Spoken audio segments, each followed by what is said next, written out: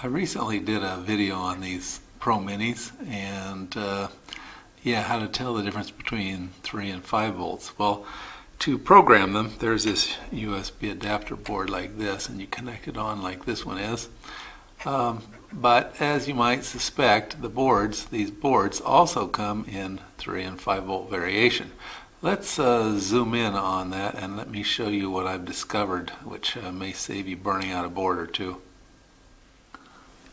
Let's briefly go over the anatomy of the board.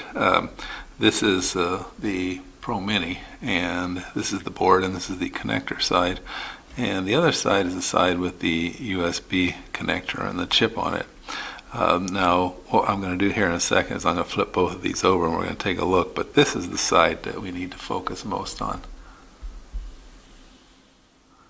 Other than the fact that I've written a 3 on this one, you can probably guess why. This has been converted to 3 and this is the 5. These boards are the same.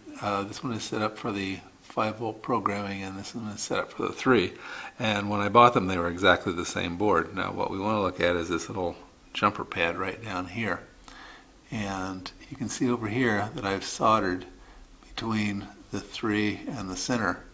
So it says 3.3 on this side, and then there's a center pad, which again has been soldered to, and then there's the 5 volt pad. Now, what I found was, and this is why you always use your voltmeter when you're checking things, I thought logically that it would default to the 3 volt because that's safer. If you plug a 3 volt into a 5 volt board, the board won't burn up. It may not work, but it won't burn up. So I thought it would be reasonable to assume that it would default to 3, but you know, I got out my meter and I tested the VCC pin over here, and yeah, when there was no solder pads like this one, when it was in this condition, the default voltage was 5 volts. So had I plugged this into my 3 volt Mini, it would have fried it. Okay, so then I thought, okay, so I got out my soldering iron and I jumpered the pads over here.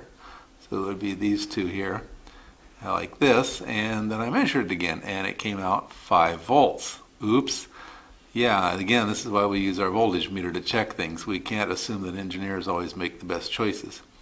So then I thought, okay, maybe this is kind of backwards, that maybe they meant you jumper the 2 cross over here to get the 3 volts. So when the 5 volt side is jumpered, then you get the 3 volts. So I tried that. No, I got 5 volts. Then I got online and I started searching, and you don't find very much on these things. And I searched and searched and searched, and what I finally found was a spec sheet. And what the spec sheet said is that there is an actual jumper between the 5 volt side and the center terminal as a default. And you can't see it. I can't see it. Even now I'm looking for it. I don't see it. So what I did to make the 3 volt is I soldered the 3 volt side and then I cut through on the 5 volt, and when I measured it, sure enough, it was 3.3 volts coming out of VCC. So yeah, that's kind of an important little fact about these. So if you're using this CH340 to connect to your Arduino ProMinis and you need the 3.3 volt, this is what you need to do. And again, before you use it, measure it, because you know, you never know what version you're getting, whether you're getting the original or you're getting a copy or whatever. Use your meter and save yourself a headache.